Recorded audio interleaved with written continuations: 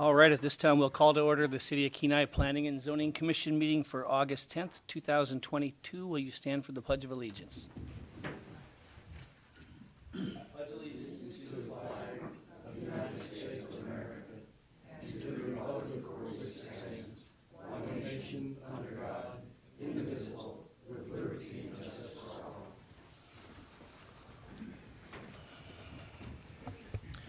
Item A2, roll call, please. Chair Tweed, Here. Commissioner Askin, Here. Commissioner Woodard, Here.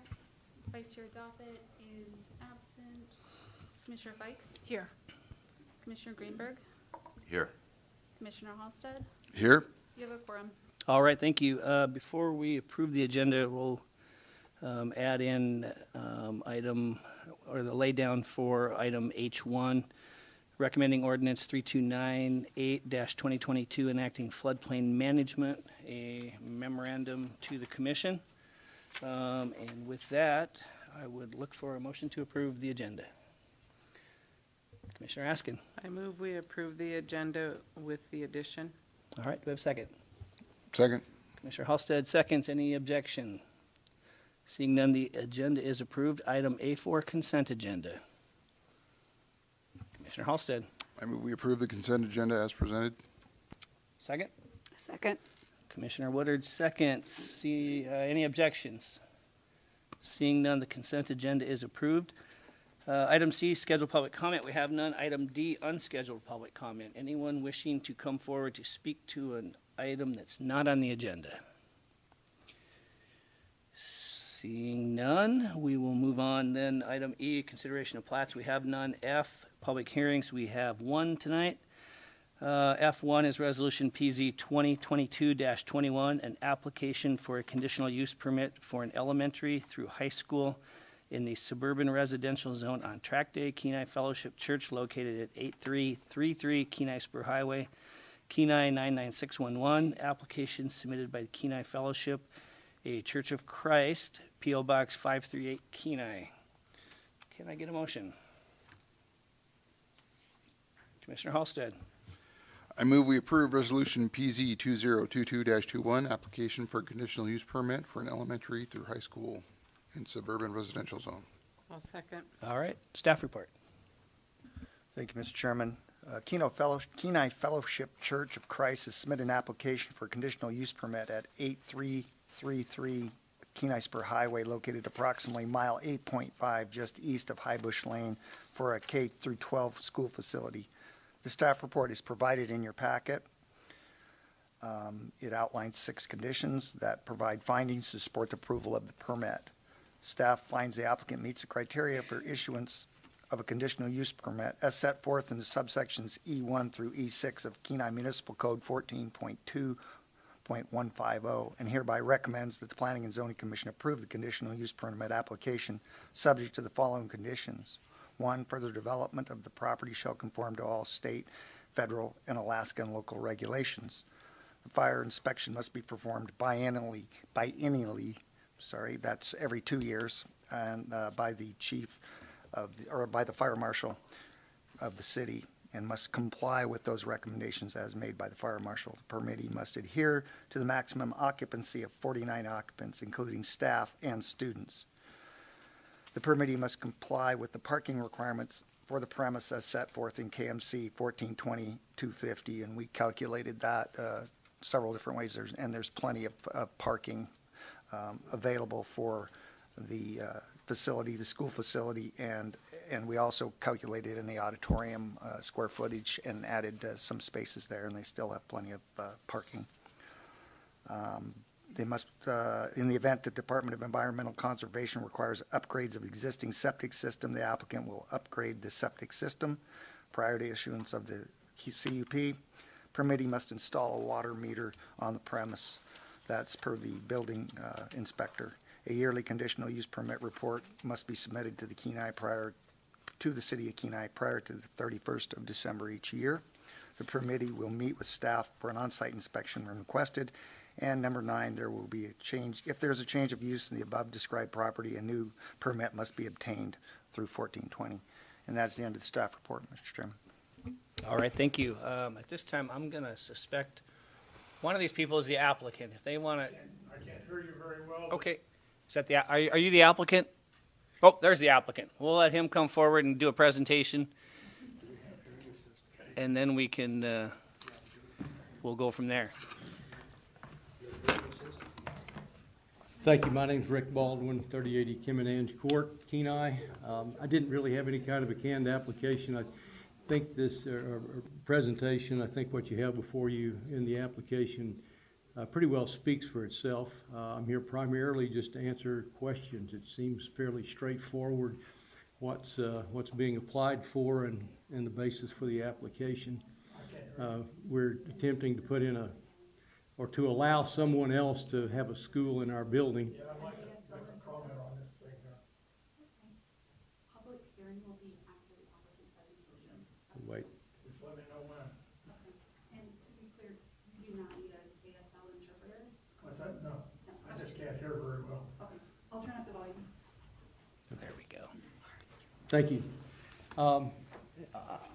So I guess I'm here to answer questions, be available as a resource. We also have with us Jerry Strait, who's one of the teachers of Kenai Classical, and he can hopefully field any questions that you might have about that particular school, because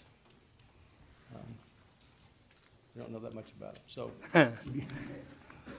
All right, well, we'll see if anyone has any questions now while you're up here. If not, we'll maybe bring you back if some arise Sure. during that. So, okay, All right. thank you. thank you. All right, so now we'll open it up to anyone else who would like to come forward and testify. Yep, and if you know, yeah, I don't want to bother. Well, just for your record, at this time, I have no particular objection to the church having a school there. My concern is we share a property line that's 21 feet behind my house. And my concern is, how big a facility do they want to build? And are they going to clear cut tract A?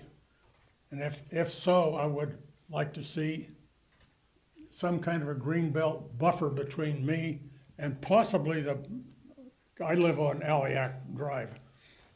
And that's where I'm at, and then possibly these property owners on the west side of tract A might like that also. That's basically my comment. All right, anyone have any questions? Sir, can I Okay. get your name for the record, please? That's it. Okay, Oh, Thank you. we'll get it.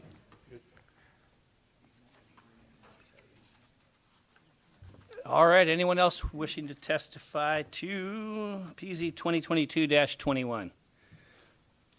Yeah, if one of you could come back up, maybe we can answer those questions and then see if we find any more.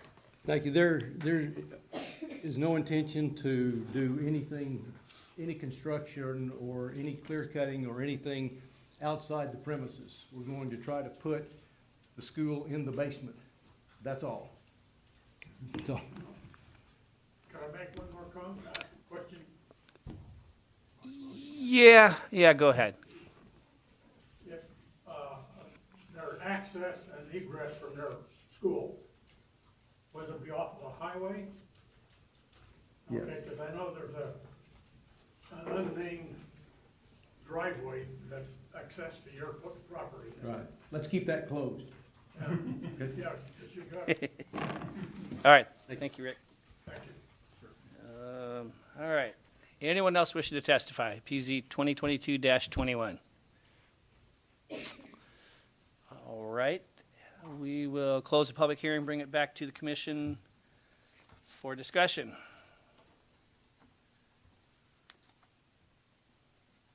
No, Commissioner Greenberg.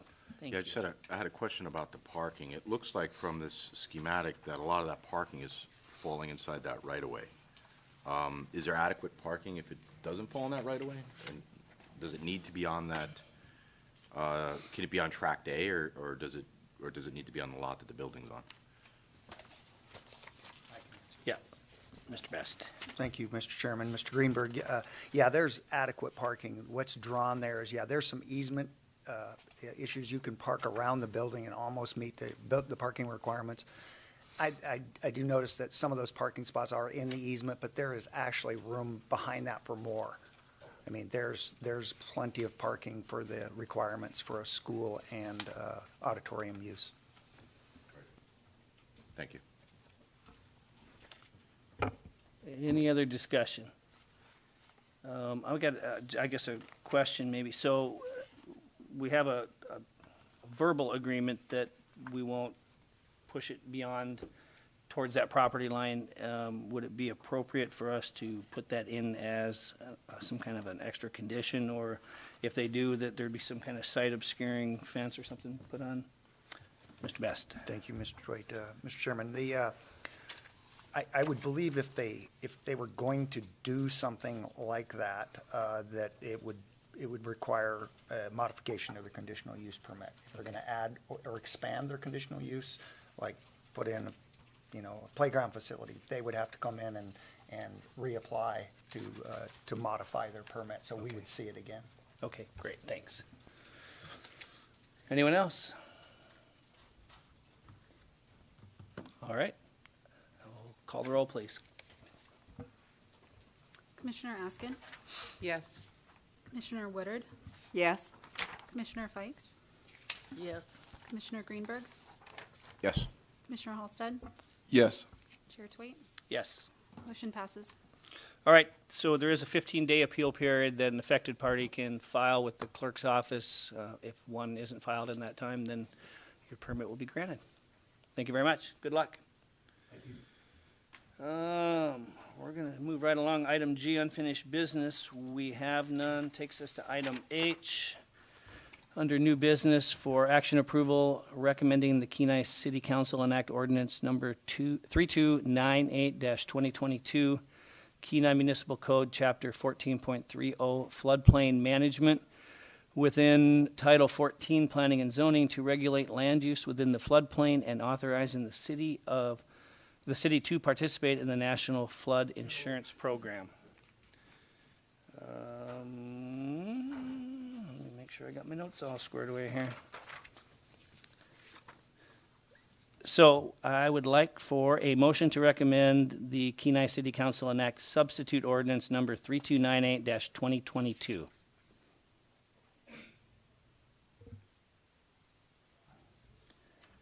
So moved. So, sure, so moved. And a second? Second. Second. All right, staff report. Thank you, Mr. Chairman. I'm going to the laydown was about a link to some mapping. The concerns that we've had in the past is that it was poor mapping, and to belong to the program and utilize their official maps was frustrating, not only to staff but to the applicants. I helped administer this at the borough, this program, the NFIP, National Flood Insurance Program at the borough, and that was part of the rub.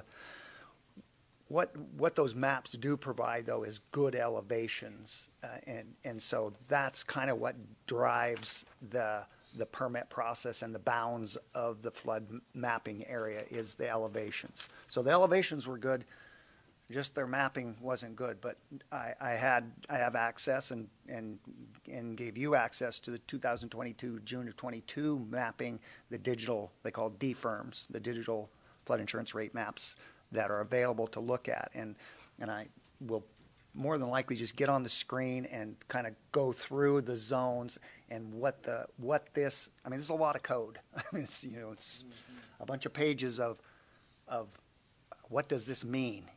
And if you really boil it down, you'll see when I show on the mapping that the AE zone, the X zone, which is a shaded zone, and then the floodway, there's really only three colors that you have to really pay attention to. And one of the requirements of this flood ordinance is that you've got to stay out of the floodway. If you're going to affect the floodway, which is the zone of velocity during a flooding event, they don't want anything in there. So if you're part of this program, they don't want anything established in that. Well, the new mapping, which is done from a LiDAR, is really very accurate, and it's actually very good stuff. If you have a chance, get on there and there's no special program needed.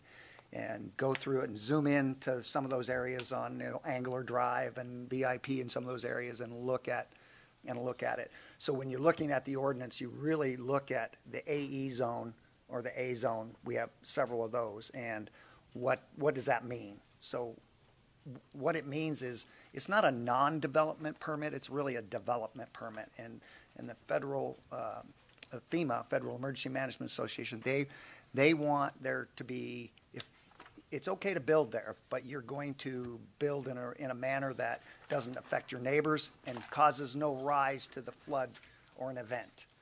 They want that equalized. They want that to be able to, the water to flow through without taking down your garage and mowing over your neighbor's house. So it's really a method to establish development. And so what you read a lot about in there is, some of those zones we don't even have. I mean, we've got code on them, and we really, there's not any, most of that is just for zones we don't have, but it's the minimum amount of legislation that FEMA requires for if you're in the flood, if you're going to be in the program. So you have it, but you really don't have to administer it because we don't have any of those zones. So you really look at the A and the AE zone and the floodway. Somebody would come in, and having a building permit process really gets you points. And it's all about these points and administering this program that allows these people in these flood zone areas to get flood insurance. If you're part of this NFIP program, it's a cost savings. And every foot you go above the floodplain, you get with your finished structure, if you're in the floodplain, costs you less.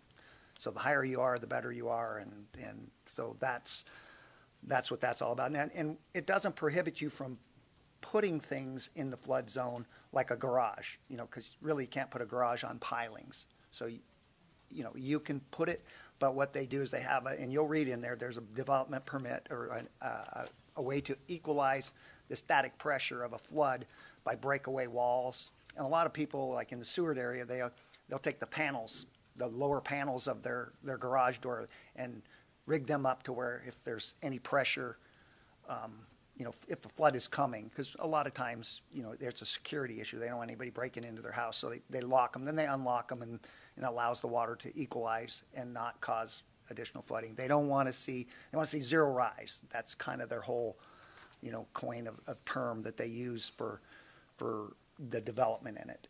Now, what is required if you're going to build in this zone is a permit from the city. The city will evaluate the project. It'll come probably through the building inspector, because any building or anything that goes on would trigger a building. He would come to planning. Planning would say, okay, let me evaluate what you're doing. Anything you're doing, whether it's fill, ditching, or whatever, we would evaluate it and say, yep, it's considered development or not. And a lot of it is geared towards structures, and that's typically what gets damaged. And if you belong to this program and there's an event, the city can get federal money to reestablish any city infrastructure, which I don't think we have in there anywhere. But it's money that can come, and the property owners that are in the flood insurance area and they have that flood insurance, they also, if they're damaged, they don't pay for it, but you can get a low-interest government loan to rebuild. So that's their program, is if you want to rebuild in the floodplain, they'll give you a deal on rebuilding. But and of course the insurance covers, a portion of the damage. So that's kind of it in a nutshell. I'm going to move down to Megan's desk, and I'm going to pull up the map, and I'm going to hopefully I'll talk on the record here. So what?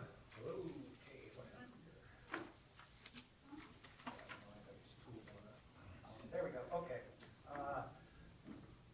Where I'm at here is on Angler Drive, and you can see this is Angler Drive. This is the new mapping. I'm gonna just zoom out a little bit. I'm gonna just give you an overview of what this means. Originally, there was some mapping, and over here at the bridge, they said, okay, there's no floodway past the bridge. But what they did is they reevaluated it, and you see the red ends right down here. This is this red is all where there, you wouldn't want to put anything in that area. They don't allow it. I mean, it's allowed, but you've got to do an expensive engineering study to evaluate that there's no damage to the community and every property owner, and it's just real onerous to do anything in there. So typically, we don't allow it. I mean, you don't spend a lot of money, you can. But I'm gonna go copper color out here is what we call the X shaded. Now that's the 500-year floodplain. That's an area that is not required to get any insurance or build above it, but it's recommended. If you're in this copper area, they say, probably a good idea if you build above the flood, but it's not required. And there's no penalty or nothing or anything to build within that area. And, if you zoom into those areas, of course, there's really not much out there. It's pretty much just a swampy area.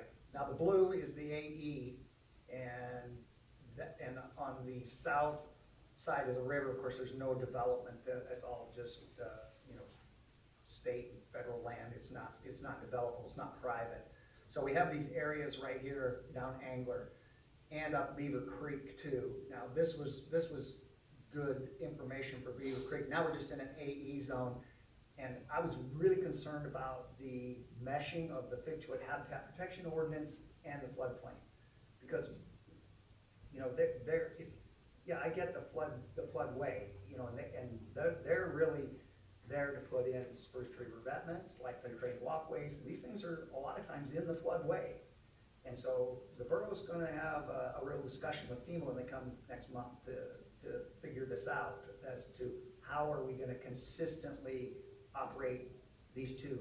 For a lot of years, the borough had an exemption or an interpretation, I guess, if you will, that it was favorable to us protecting the habitat, and their interpretation was like, look, you're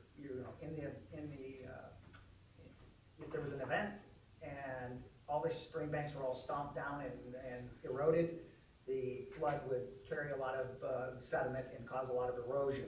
So their interpretation was, okay, these things are good for the habitat, good for the stabilization of those things in the flood area, so it wasn't a problem. Well, I guess that letter sunsetted, or somebody came in new, as they do in the federal government, and made a different interpretation. So they're gonna have discussions here next month about how they're gonna make those consistent.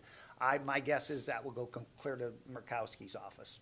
That will be something that, the director of the borough will sit down with their office, and they will figure out what's beneficial and get the right people in the room to make the right decisions, and that it will be beneficial for both the floodplain and the habitat protection area. So that was my concern along Beaver Creek, but as it stands now, all of those projects, those docks, those light penetrating, they're all, as long as they're anchored and they don't float away kind of thing, they're consistent with the floodplain. So I was glad to see that floodway didn't go, which it did before, all the way up Beaver Creek, causing me a lot of angst, because I didn't know how I was going to deal with that. So, if you zoom, and you can get on your own computer and you can zoom into these areas now, you can kind of you can see that a lot of these already built structures. There's a couple, like here. There's one right on the edge. We'll have to investigate. That's a gazebo or something. I'll have to go out and I'll have to see what that is and talk to the people about that. Other than that, with the old mapping, there were 6 properties, and 4 of them were along this area that were affected. And the old mapping went right through the structures, and so that immediately would be, hey, and I guess I'll back up. The official mapping right now is 2016. So anything that happened from 2016 to now, we would have to fix, or we would have to go to the people and say, you need an elevation cert, but with this new mapping coming out, now that's the best available data. So we will probably send them a letter and say, okay, we're gonna, do you have an elevation cert? Because a lot of lending institutions, they'll look at this and they'll say, well, I think Mr. Naxted had a story about his neighbor saying, I had to go get a surveyor and spend $1,000 because I was in the floodplain. Well, that wasn't anything to do with us. That was the lending institution. Like, they want an as-built, and they want to know that their structure is not going to be damaged in a flood. So those were things that the lending institution was pretty adamant, no, you're in a floodplain, I don't care who administers it, we need to know you're up out of it.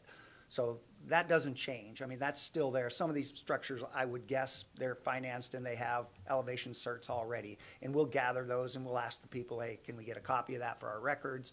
And we'll document, what was there and what wasn't there. And I think there were, like I said, 6 properties that had either a portion of a building or, it was questionable whether it was in or out. But that's the old mapping. The new mapping shows that we really have one structure, and that's this little gazebo or whatever it is here. But we'll get that figured out with the owner and find out what it is actually. Other than that, all along the Winridge area, that's pretty steep, active bluff over there. There's nothing there, no people, that's real tidal. And then you get down into the VIP, that's pretty tidal, and none of that area is affected by, as you can see, let me get there. That's down here where here's the Winridge area, and then that ends, and you end up downstream. Oops, wrong way, wrong map, sorry. Make you dizzy, make everybody's car sick here, sorry, okay. Down on Watergate Way, all of these are, that zone is down in the tidally influenced area. So you see where these elevations are along here. This was real crucial to where they ended up making this line. I think this is the 18.9 line or something, where the end of so it's all elevation driven. And as you go up the stream, these lines are derived from these cross sections. These black lines are the actual elevations that you would have to interpolate what that elevation was. If somebody wanted to permit and then needed to know how high to build, I would, measure the line, interpolate what the elevation should be approximately there, and they would set that elevation. They would come into me and I'd say, okay, it's, 19.5 or 4 or whatever it might be. And they would have to put their structure that they wanted to build above that. So anything they have now is pretty much okay. If there's substantial change to it, or if it gets damaged or ruined, I believe they've got to make it in compliance. Any larger additions or anything like that would have to be in compliance if they're in the floodplain. A lot of these are out, so it just affects very few parcels as far as the constituents that you have, and as far as the amount of work from the planning department, the fiscal note.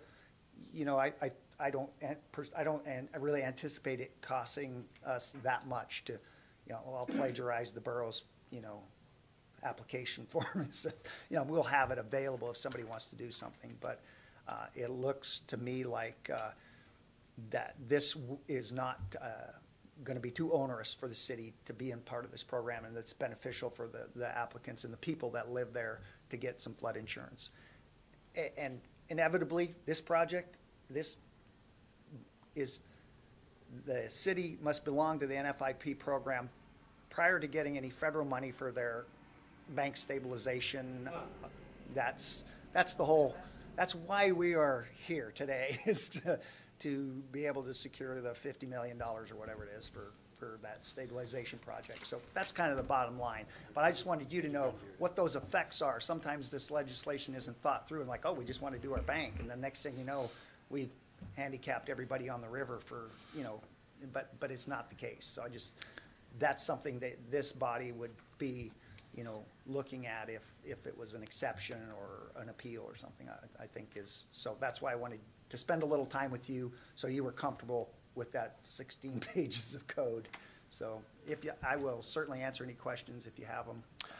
So my first question would be on the brewery that we just recently on Bridge Access approved. That was it a conditional use permit for that? I can't remember for that, or was it just a zone change or whatever it was. Is that where's that area? That is it's on right. I think it's right here, Chairman. Yeah, Childs, off of Childs Avenue. It's right here. I'm pretty sure that's where it's at. And you can see that it's entirely out of the floodplain. Something down. If they want to do something with a dock or something, that would require some kind of permitting. But that, you know, the Corps of Engineers and whatnot. So probably- pretty much all that waterfront It's all out. is all good then? Yep, Okay. it's all out, yep, Okay. yep.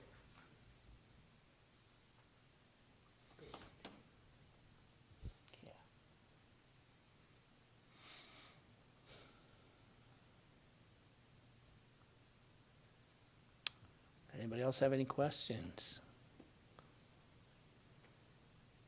And that link is, Yeah, it's. Right there. Yeah, it's. Yeah, I okay. emailed it, hopefully I got your emails. right. Yeah. I had to scramble, and it hold the, I think you hold the control button if it doesn't light up, and then click on it. Sometimes you try to go over it and it won't highlight or won't click. I think it's the control button, click, and it'll go then. Just some problem I had that I figured out. So that is all I have, unless you have any questions. Thank you. yeah, Henry, Don't touch it. Henry's house is. he's lucky. Yeah, Yeah, we have to trade it for the bluff erosion project yeah, have to own Henry's house on the corner right now. on the condemned plan. Okay, what do we, have any discussion? Gary, are you're the map guy, tell us about it. Yeah, one thing I would just say is, like, you know, we had that issue, what was it, a couple of years ago, where the person was trying to develop, and that wouldn't even have started, you know, had this been in place. Because that would have been developing inside the floodway itself. So I think it would save us from having to deal with issues like that, where it's poor development and kind of run through a process where we had the whole room full of people and everybody was testifying against it and stuff like that. So this is kind of going to keep us from doing that type of thing. So I think in that sense, it's good. Good. Anyone else? All right, seeing no further discussion, let's call the roll. All right, Commissioner Fikes? Yes. Commissioner Greenberg? Yes. Commissioner Halsted? Yes. Chair Twait? Yes. Commissioner Askin? Yes. Commissioner Woodard? Yes. Motion passes. All right. Under item I, pending items, we have none. J, reports. J1, Vice Chair Glendenning. Vice Mayor Glendenning. Just don't call me late to dinner. City Council, regular meeting, August 3rd, 2022, met here at 6 o'clock in the council chambers. We had,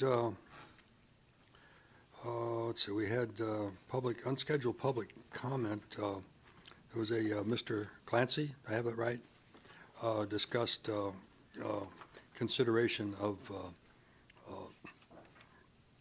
automobile vehicle regulation versus bicycles being used on Lawton.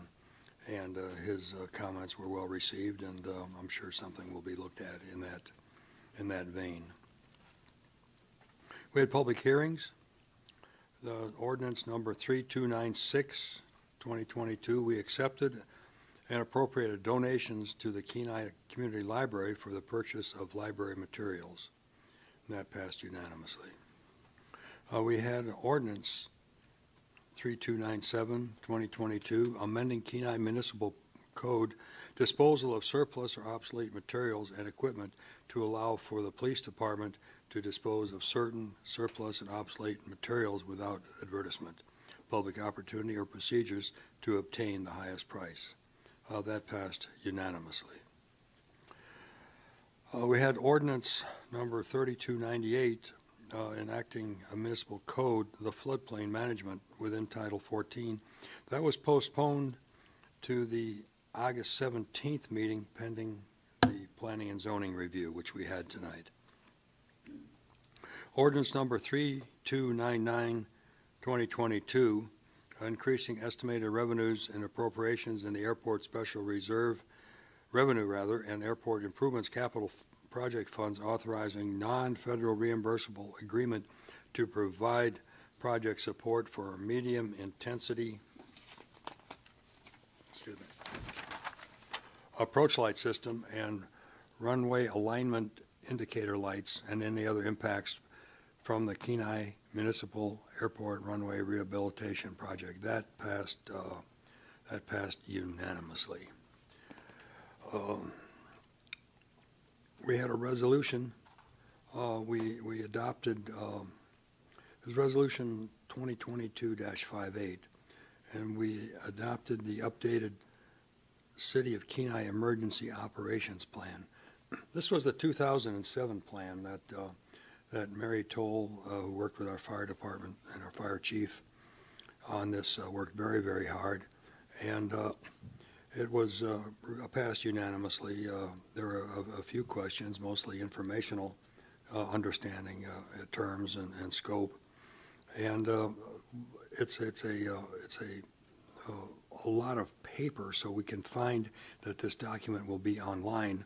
And it's an evergreen document, which means that whenever there's an update, whenever something needs to be added or modified, it can be done very, very, very easily without killing trees. Resolution number 2022-59, granting sewer system and street improvement exemptions to KMC 14.10.080, minimum improvements for King Cove subdivision pursuant to KMC 14.10.090, variations and exceptions. This passed by a vote of 5-2. This was an item that you had considered in your previous meeting. We passed unanimously Resolution 2022-60, awarding a contract for the purchase of Dell computer equipment. That was sponsored by the administration. And we had an action approval item, authorize the issuance of a letter to the U.S. Department of Energy, National Energy Technology Laboratory regarding the AK LNG project, and that passed unanimously. And that is getting some publicity now. It seems like the price of natural gas is going up to a point where it might support a project like that. And world events being what they are, it seems like Japan is interested in our gas once again, as we had supplied it to them for 50 years previously from Cook Inlet product. And that ends my report. Thank you very much. Thank you. Any questions for the Vice Mayor? All right, move on to item J2, Borough Planning. Commissioner Fikes. All righty. We had a full quorum and we met on Monday, and we had a changing of chairpersons and election of officers. And Chairman Blair Martin stepped down to vice chair, and Jeremy Brantley from Sterling stepped up, and he is the new chair. And parliamentarian is now going to be Morgan, Virginia, out of Cooper's Landing. And after announcement of officers, there was 2 new folks that were sworn in. There was a gentleman from Anchor Point, Dawson Slaughter, and then there was another gentleman from Seward, I believe. And so with full representation, we moved right into our new business. We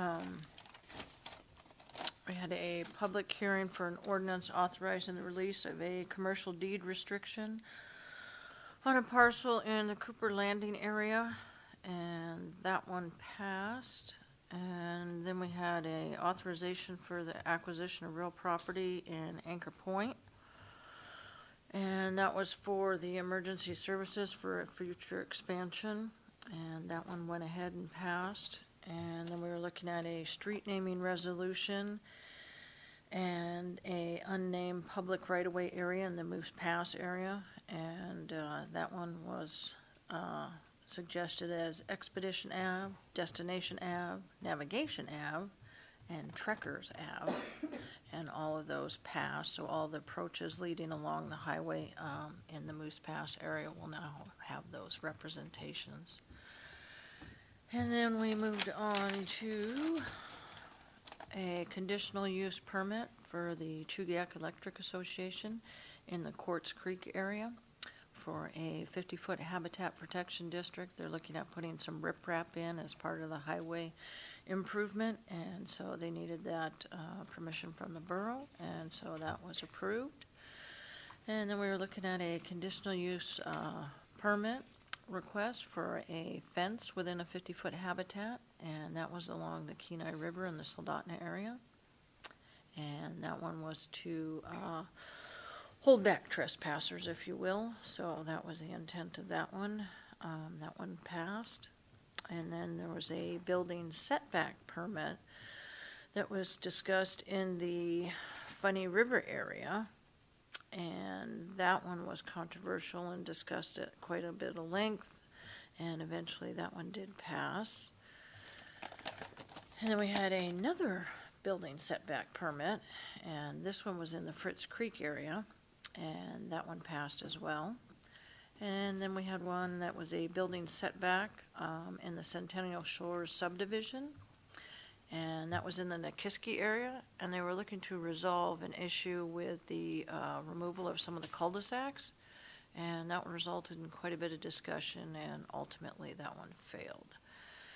And then we had a utility easement vacation, and this one also was in the Nikiski area and part of that other setback issue, and so that one also failed.